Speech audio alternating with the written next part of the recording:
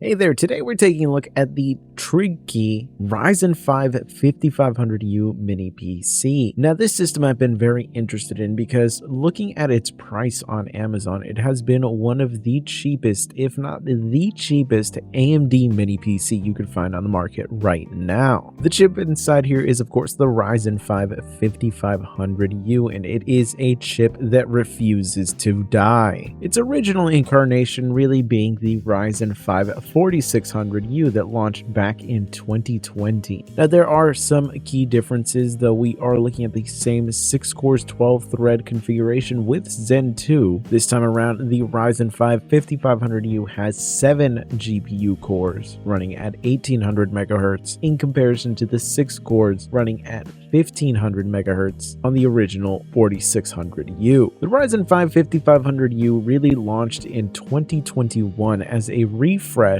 under a different title, but it has kept a long-lasting lifespan since then, since there are still systems hitting the market today that are rocking this specific APU, and it has really seemed to have stood the test of time because of the fact that we're rocking 6 Zen 2 cores with hyper-threading. We get a 6-core 12-thread system for what is just a little bit over $200. In terms of CPU capability, even though Zen 2 is quite a few years old at this point, it is still quite competitive.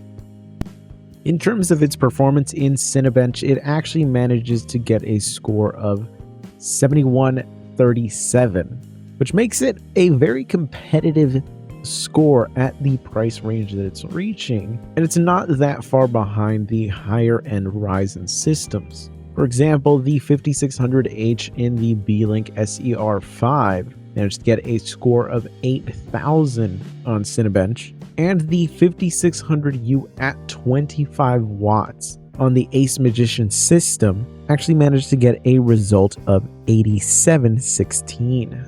So while there is a gap there in terms of performance, it's not that far behind. And I think that for most tasks that you're going to try to do on a system like this, the CPU is going to be more than adequate. Now, another key aspect of an APU like this is, of course, the built-in iGPU, which is the Radeon 7 here. So that is 7 Vega-based cores on this system running at 1800 MHz. We'll take a look at how it performs in a variety of different games from different years, just to get a general idea of where exactly a system like this ends up falling in terms of gaming capability. First up, I decided to try out Alien Isolation since it has a built-in benchmark. This is one of those games that is extremely atmospheric, and I was pleasantly surprised to see the result that we were getting at the ultra graphic settings. That's right, this is pretty much at the maximum that the game will support. We're able to do that at not a 60 FPS average, but a well above 30 FPS average. And this does mean that if we're willing to drop things down from ultra down to high or even medium, we're going to get a more than above 60 FPS average out of this. This is at the full 1080p resolution. So here you can see we are actually able to play some AAA title at maximum graphics settings and still get a more than playable result. Now, of course, this is a AAA title from quite a few years ago at this point, but it is still a fantastic game, and it gives you a general idea of the time period of games that you're going to get to actually experience at a decent level. The next title I wanted to take a look at was Batman Arkham Knight, partly because of the fact that it, of course, has a built-in benchmark, but also because it did get announced that it is being released on the Nintendo Switch. Now, this game with the lowest in-game graphics, we do struggle to even get a consistent 30 FPS average here, with our 1% lows falling below that. It's certainly going to be a playable experience, and it's going to remind you of playing games back in the PlayStation 3 and PlayStation 4 era, but it is going to be doable. But it does show that not all AAA titles are going to be playable on a system like this, even ones that are quite a few years old at this point. Because remember, this chip itself has been around for quite a while now. It just is a lot more capable than what you really would have expected, and the fact that it's able to reach these low price points is really the biggest selling factor. And of course, if you're willing to drop things down to 900p, the results that we get out of this are really impressive, because now we are getting a fantastic level of performance. All we did was drop the resolution. We kept the graphics settings exactly the same, which which even at the lowest in-game graphics settings, the visuals are still really nice and you don't really feel like you're sacrificing much here even with a lower resolution, and we're able to get a far more consistent experience here. But after trying a selection of games, what I really found is that around the 2014 to 2015 era of games is where this is really able to keep up pretty decently well. As you can see here, Grid 2 is running with the ultra in-game graphics setting, and the level of performance that we're getting is really nice and consistent, which is what you want to see for a racing game, though it isn't a high FPS. Of course, if for a lot of these older titles, if you're willing to drop down to the high or even medium graphics preset, you can actually get a nice boost in performance, and you're going to be able to get a very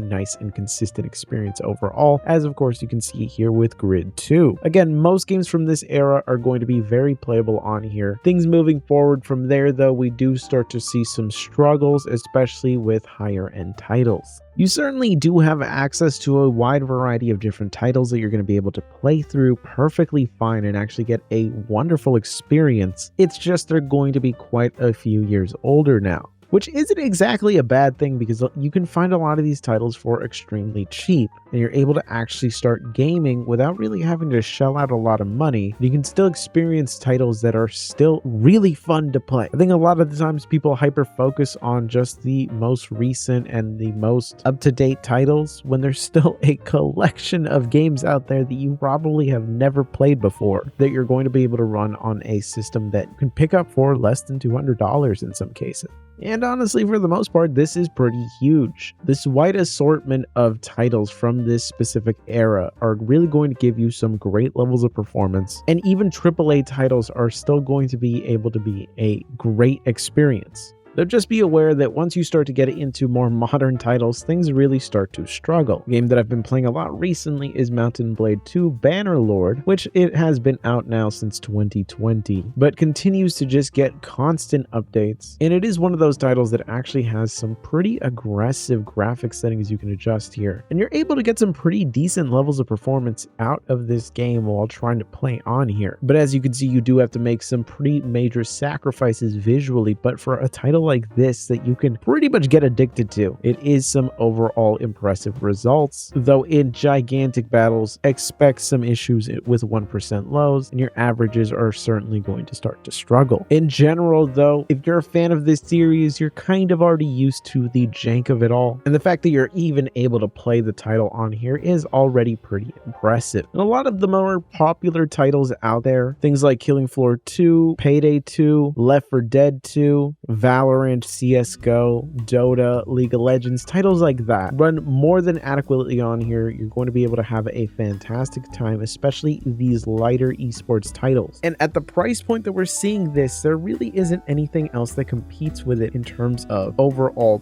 price, at least from Intel. But it isn't going to be perfect with absolutely every title. Specifically, Unreal 4 engine titles really seem to struggle a lot, specifically in 1% lows. Here you can see Insurgency Sandstorm, which is a title that I play pretty frequently, runs perfectly fine on my desktop, and at the lowest visual settings, it's not even that graphically demanding. And in terms of the average that we're getting, it's pretty decent, but the 1% lows seem to struggle pretty noticeably. And this seems to be something that carries over to most other Unreal 4 based titles. There seems to be just something about how the engine works that really does not play well with these APU systems. In general though, it is one of the more noticeable problems, but it isn't an absolute deal breaker.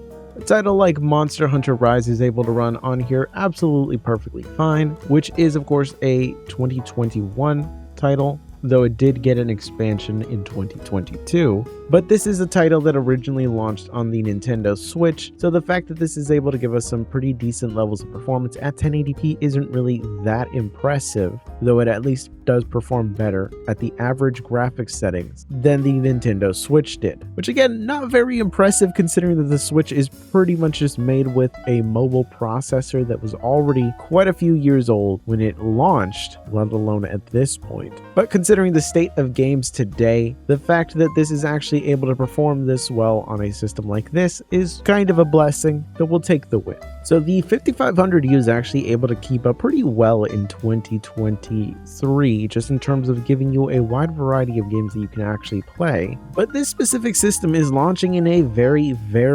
busy market. While it is one of the most aggressively priced, where it regularly hits the $200 to sometimes even sub $200 price point, the price difference between a system with the Ryzen 5 5500U and one with the 5600U or even a 5800H isn't really that drastically different. Talking about sometimes the difference between $20 to $50 to sometimes $80 or even $100. In general though, you are able to get some more performance for just a bit more money. That said though, it isn't groundbreaking levels of performance or anything like that, and at the price point that this reaches, it is competitive enough. But there is a model that they have with this exact chassis that gives you the 5800H. That's going to give you some nice increases in performance in terms of the CPU. You're going to get a small little bump with the GPU as well. It's definitely something to consider when it comes to that. In general though, it's not a bad system for the price.